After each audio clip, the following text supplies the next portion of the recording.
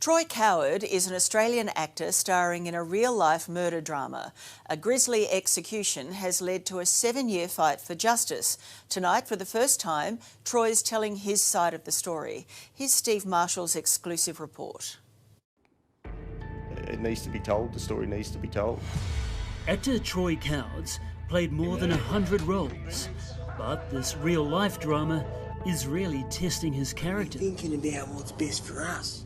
I'd much rather watch a TV drama than live one out, that's for sure.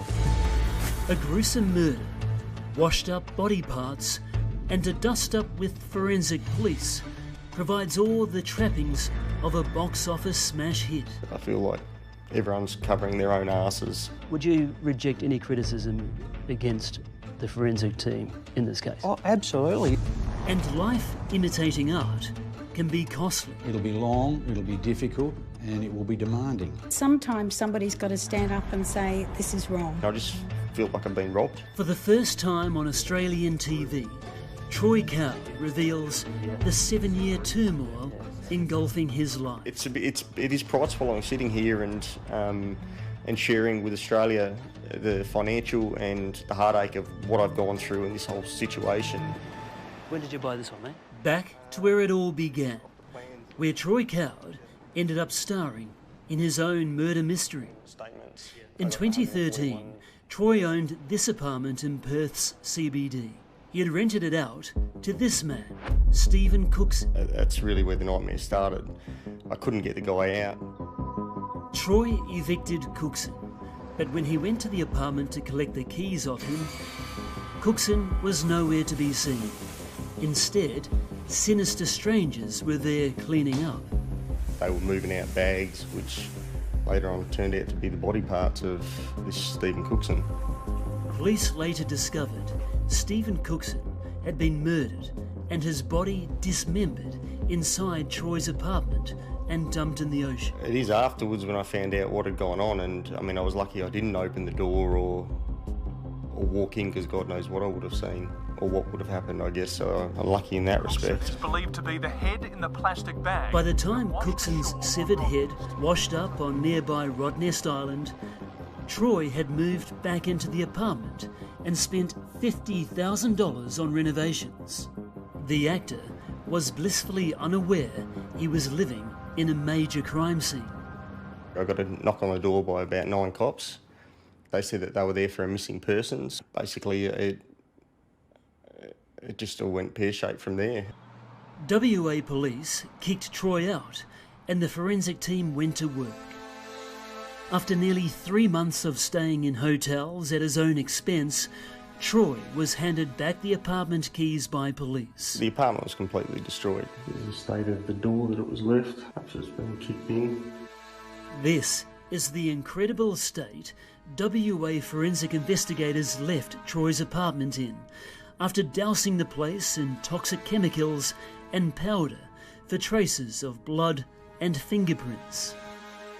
There was black ink over all the carpets and the floorboards and everything else, all the walls, just everything. As you can see, this is the state that it was left in. This was ripped out of the ceiling. As you can see, there's still black ink all on that. And I said to him, how can I possibly live in this place? It's destroyed. And they said, look, we agree and we apologise, but we're going to get a forensic cleaner to come through and it'll be as good as new and you'll get it back in the state that we found it in. We did say, though, that we don't think we can improve on the situation. Things will have to be replaced. Forensic cleaner Peter Teenby was called in by police to clean up Troy's apartment. He says it was a near impossible job. There's also a residue that will get left behind in soil surfaces, and some of these things would have to be replaced. Soft furnishings, obviously the bamboo floor, and other items, curtains, etc., would have to be replaced because there's no guarantee residuals of the chemicals cannot be fully removed to a safe level. I can tell you that the blood sample found in the unit was critical to resolving that issue. Thanks for seeing us, Commander. WA Police Metropolitan Commander Tony Flack is unapologetic. If the public thought for 1 second we hesitated to conduct a thorough investigation because we were worried about cost or we were worried that we might damage something, I think they'd be horrified that we didn't follow every line of inquiry, and ultimately there are means by which compensation can be discussed and possibly paid.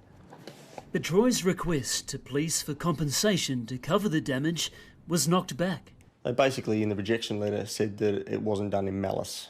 The police were just doing their duty, and the property, unfortunately, being destroyed, they didn't deliberately do it. Do you accept that response? No, definitely not. Cookson owed Troy unpaid rent, and Troy had unwittingly cleaned up the crime scene when he renovated the apartment. This made him an obvious murder suspect. Troy believes police ransacked his place because they expected him to be spending the next 25 years in jail. Troy says police also seized around 20 grand's worth of household goods he had stored in another property that they didn't return. Two cops there actually joked about it, and they said, well, we thought we had you. And I said, sorry, what do you mean? He goes, to be honest, you were our number one suspect for a while there. The more serious the crime, the more serious the search. Obviously, if they think that they are on pay dirt with the person whose place is being ransacked, perhaps they might not pay it as much care as they might with the premises of a completely innocent third party. Tom Percy QC hasn't seen a case like this in his 40-year career. I'm not saying that necessarily they went for broke and left the place like a rubbish tip because they thought we wouldn't be coming back for 25 years. No one could say that, and I dare say that that probably wouldn't be the case, but there's always that impression that's left in a case like this. I just spent my savings renovating it for the purpose of sale, and now I'm stuck with a completely destroyed apartment. The man Troy met carrying Cookson's body out of his apartment in garbage bags was found guilty for the murder. Aaron Carlino was jailed for at least 23 years. It gets worse for Troy. While the damage to his apartment is one thing, the actor is also deeply concerned the forensic chemicals left behind by police may have significantly damaged his health. Troy cleaned up after police as best he could, but he soon started feeling ill. I had blood in places a bloke just shouldn't have blood. So, I mean, I was wheezing from the chest, I'd had cameras up my nose, down my throat, I'd had a whole bunch of stuff going on, eye irritation. When I'd cleaned all my hands, had rashes on them.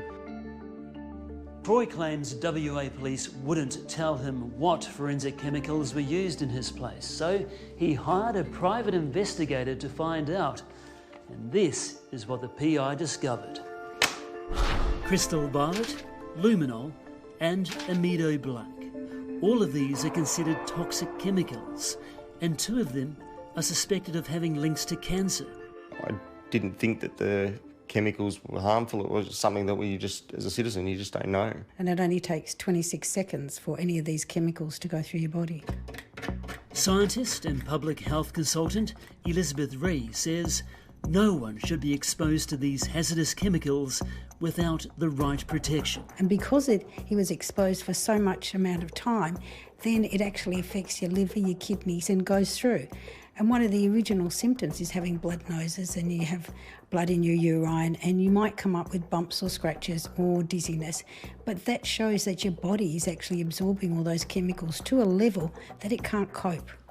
I felt disgusted for the fact that there was no duty of care, no care in the world to give someone the keys back. Troy spent another $50,000 on more renovations and tried to sell the apartment amid mounting debts.